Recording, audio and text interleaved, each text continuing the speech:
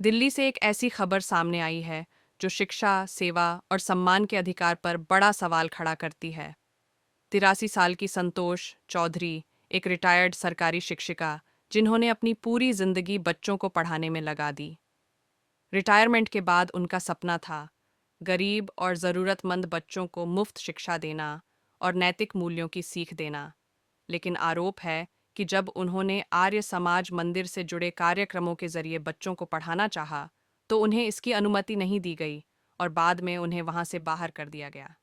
मामला इतना बढ़ा कि यह अदालत तक पहुंच गया। बताया जा रहा है कि साल 2025 में कोर्ट ने संतोष चौधरी के पक्ष में फैसला सुनाया और नियमों के तहत शिक्षा का काम जारी रखने की अनुमति दी। इसके बावजूद संतोष चौधरी का कहना है कि आज भी उन्हें पढ़ाने से रोका जा रहा है और अदालत के आदेशों का पालन नहीं हो रहा। जी माता जी, आप अपना नाम बताइए माता जी। मैं 83 वर्षीय संतोष चौधरी आर्य समाज सेक्टर 7 रोहिणी की फाउंडर मेंबर हूँ। फाउंडर मेंबर के साथ मैं 2003 में अपनी दिल्ली स्टेशन से रिटायर हुई। रिटायर होने के बाद मैंने उन बच्चों को पढ़ाना शुरू किया कार्यकारिणी की सहमति से, जो बच्चे पिछड़े वर्ग के या गरीब बच्चे या मंदिर में भीख मांगने वाले बच्चे और कूड़ा मिलने वाले बच्चों को इकट्ठा किया, जिससे बच्चों का मानसिक विकास हो। मानसिक विकास के साथ बच्चों का ये बाल श्रम भी खत्म किया जाए और देशभक्ति के प्रति बच्चों की रुचि उत्पन्न की जाए, पैदा की जाए, ताकि बड़े बच्चे आए। लेकिन इसी समाज में इस अच्छे काम को देखते हुए मुझे निकालने की हर समय कोशिश धमकियां देते रहे और मुझे कहते रहे इससे क्या फायदा होगा, इसका क्या फायदा होगा। लेकिन आज उस संस्कारों को लेकर बच्चे ऊंचे ऊंचे पदों पर अपना कार्यरत हैं, जैसे एमसीए किया, अकाउंटेंट किया, पीएचडी की, बच्चे अच्छी अपनी दुकानें चला रहे हैं और बार बार मुझे धन्यवाद करते हैं। लेकिन धमकी दी जाती थी कि इसको मरवा दो या निकाल दो समाज से। मुझे इन्होंने नरेश पाल आर्या, जो कि प्रधान है वहाँ का, कहाँ का इसने कहाँ के प्रधान है ये आर्य समाज सेक्टर 7 रोहिणी के प्रधान है। 30 साल से कभी मंत्री बन जाते हैं, कभी प्रधान बन जाते हैं, अपने ही ग्रुप को चुन लेते हैं। पहले ये सिलेक्शन करते हैं, फिर इलेक्शन करते हैं और फिर करप्शन करते हैं। मैं आपको विशेष रूप से अवगत कराना चाहूंगी कि इस समाज में बहुत कुछ हो रहा है, जिसकी इंक्वायरी करना अत्यंत आवश्यक है। जिन कुरीतियों को महर्षि दयानंद ने उजागर करके समाप्त किया था, उन्हीं को ये आज पलट रही हैं। उन कुरीतियों को हम कैसे सहन करें। इन बच्चों के माध्यम से हम बच्चों को भी यही सिखाते हैं कि ये सामाजिक कुरीतियां हमारी दूर होनी चाहिए, जिसमें लोग बच्चे भी हमारे जो गाली देते थे वो आज अपने माँ बाप का वो छुड़ाते हैं। पान, गुटखा, मसाला, यही बच्चे जो खाते फिरते थे। में क्या कुछ गड़बड़ होता है? ये गड़बड़ी इतनी है कि 15-20 करोड़ का करीब घोटाला है। कईयों की रसीदें प्राप्त नहीं हुई, उन्होंने पैसा दिया और रसीदें प्राप्त नहीं हुई। मैं क्या क्या आपको बयान करूं। मैं एक विनती यही चाहती हूँ कि इन बच्चों के साथ न्याय हो और इस समाज की अच्छी तरह से इंक्वायरी हो। आपके ऊपर क्या केस भी हुआ था? केस मेरे ऊपर 2016 में मैं अपने बच्चों के पास गई हुई थी। पीछे से मेरे जो भी काम करते थे मेरे पीछे करते थे, मेरे सामने नहीं करते थे। जरा मौका पाते इन्होंने मेरी अलमारी के ताले तोड़े, पैसा निकाल लिया और जिन लोगों ने मेरे को साथ दिया उनको नोटिस भेज दिए गए और बच्चों पर भी केस डाला गया। ये क्या बच्चों के लिए कोई फंड आता था जो आप पैसा बता रहे हैं? मैं प्रधाना बनी थी 2017 में, जी सॉरी 2015 में प्रधाना बनी थी और ये हमारी यज्ञशाला में प्रसार किए हुए दरिये बिछी रहती थी। इसको मैंने कई बार इनको उजागर किया कि देखो ना तन शुद्ध है ना मन शुद्ध है, तो फिर हम साधना कैसे कर पाएंगे।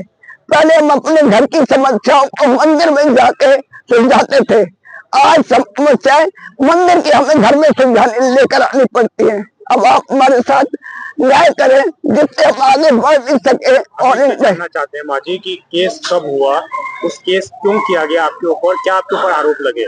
मैं 2016 में बच्चों के पास गई, पीछे से इन्होंने बच्चे निकाल दिए और मैंने आके बच्चों ने मेरे साथ फूट फूट के रोए और रोने के बाद मुझे अपना सारा हाल बताया कि हमें कैसे निकाला गया है। उसमें दरवाजों में दबोचा जाता और अगर हवन करने के लिए कहते हैं तो पुलिस को बुला लिया जाता, धमकाया जाता। माता जी कितने टाइम से आपका कोर्ट में केस चल रहा था?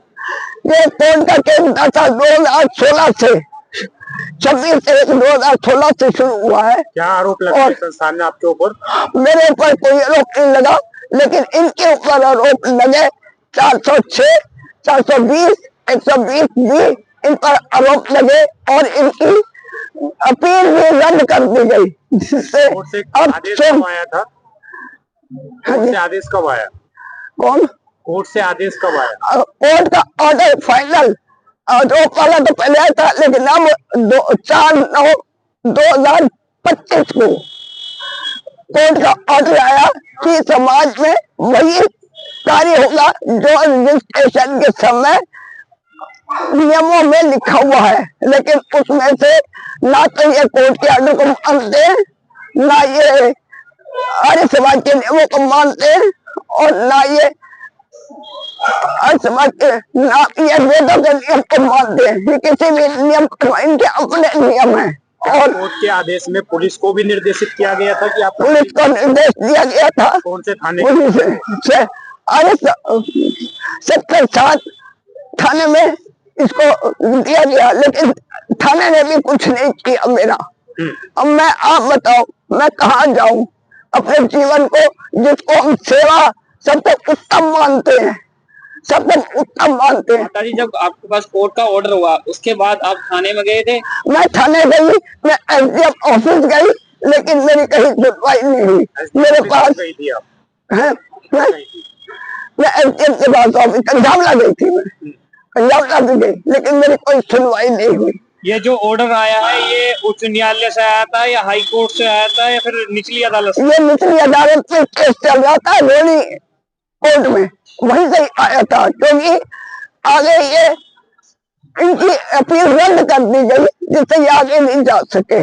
ये इसमें सब, और मुझे तो आप ही हिम्मत दे सकते हैं। मैं तो अब बहुत ज्यादा निराश हो चुके हूँ कि क्या संसार में सेवा को हम लोग उत्तम मानते हैं और सेवा ही हमारे लिए एक बाधक बनी हुई है। आप ही बताएं इसको आपने कैसे, और इसकी इंक्वायरी की जाए और कुछ अच्छे अनुभवी लोगों को इसके हाथ में बागडोर इसकी संभालने की करनी चाहिए। हमें आपके पास जब ऑर्डर आया उसके बाद आपने संस्थानों से बात करने की कोशिश की? मैं संस्थानों में मैं गई, मैं इनके पास गई, पहले तो सबसे पहले इनको कहा, मैंने कहा ऑर्डर आया है तो बैठ के हम आपस में मीटिंग कर लें, लेकिन इन्होंने नरेश पाल ने कहा कि हमारे पास कोई ऑर्डर नहीं आया। मैंने ऑर्डर को कुरियर करके इनके पास भेज दिया।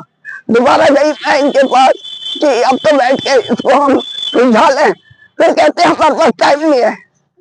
फिर तीसरी बार गई, फिर कहते हैं आपके कहने से थोड़ी हम मीटिंग रखेंगे। टालते रहे और इसको कोई महत्ता नहीं दी।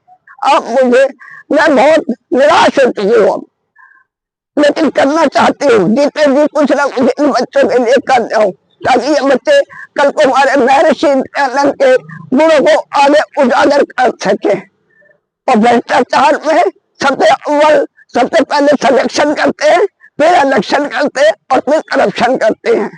अब आप मुझे सजेशन दें कि मैं कौन सी जगह, मैंने दिल्ली की कोई जगह नहीं छोड़ी जहाँ मैं ना गई। समाज के मंदिर के आप भी प्रधान रह चुके? मैं प्रधान रह चुके 2015 में, और उससे पहले मैं 2002 में उप प्रधान पुस्तकालय अध्यक्ष रह चुकी हूँ, जिसमें मुझे कई प्रशस्ति पत्र मिले। इस मंदिर में कितने रुपए का आपने निर्माण कार्य करा चुके? निर्माण कार्य में मेरे समझ में, क्योंकि मेरे पास रिटायरमेंट का पैसा था और मैं उसको अच्छे कार्य में लगाना चाहती थी। 11 लाख के करीब मैंने इसको अपना समझ के समाज, बच्चों का कल्याण, समाज का कल्याण के लिए उसको लगाया और आज उसका मुझे रिजल्ट ये मिल रहा है। कौन कौन सी क्लास के इसमें बच्चों को पढ़ाया जाता है? मैं समाज में पहली क्लास से लेकर और आगे किसी क्लास का बंधन नहीं था, क्योंकि बड़े बच्चे जो इंटेलिजेंट होते थे उनको हम शिक्षा में सहायता भी देते थे कि ताकि ये उच्च शिक्षा प्राप्त कर सके, और बच्चों ने प्राप्त किया। आपने जिन बच्चों को पढ़ाया आज वो बच्चे कहाँ हैं? आप क्योंकि अकेली हैं, आपके साथ में कोई क्यों नहीं है? मेरे बच्चे जो पढ़ के गए हैं वो बच्चे आज एमसीए कर गए, अकाउंटेंट के कोर्स कर गए हैं, पीएचडी कर रहे हैं, लेकिन मेरे साथ वो हैं, लेकिन इनकी दुर्व्यवहार को देखते हुए वो थोड़े हट परे हो जाते हैं। वो कहते हैं आप ये सारी चीजें कर रही हैं, इसके पीछे कोई और भी मंशा है आपकी या सिर्फ सेवा भाव मंशा है आपकी? सेवा भाव है मेरी, बस सेवा भाव से मुझे उसका रिटर्न कुछ नहीं चाहिए, मुझे तो सेवा भाव है। सेवा से उत्तम कार्य बताया गया है मनुष्य जन्म में, मैं उत्तम कार्य। आप सेवा कर रहे हैं? मैं सेवा कर रही हूँ 2095 से, 1995 से आज भी मैं चाहती हूँ कि मुझे इसको न्याय दिलाकर मुझे बच्चों का ऊपर वाला हवाल, जिसमें बच्चों का 2.5-3 लाख का सामान आबदारियों के द्वारा दिया गया है, 10 साल से बिल्कुल सड़ रहा है। अंत में क्या चाहती हैं आप, ये बताइए? बस मैं ये चाहती हूँ कि मुझे न्याय तो न्यायालय ने दे दिया है, लेकिन आगे इसको जो आगे पदाधिकारी है वो न्याय दे और हम इसको आगे चला सके। अब सवाल ये है, क्या एक बुजुर्ग शिक्षिका का गरीब बच्चों को पढ़ाना गलत है? और अगर कोर्ट का आदेश है तो फिर उसका पालन क्यों नहीं हो रहा? फिलहाल यह मामला चर्चा में है और सभी की नज़रें इस बात पर टिकी हैं कि आगे न्याय और नियमों का पालन कब और कैसे सुनिश्चित होगा।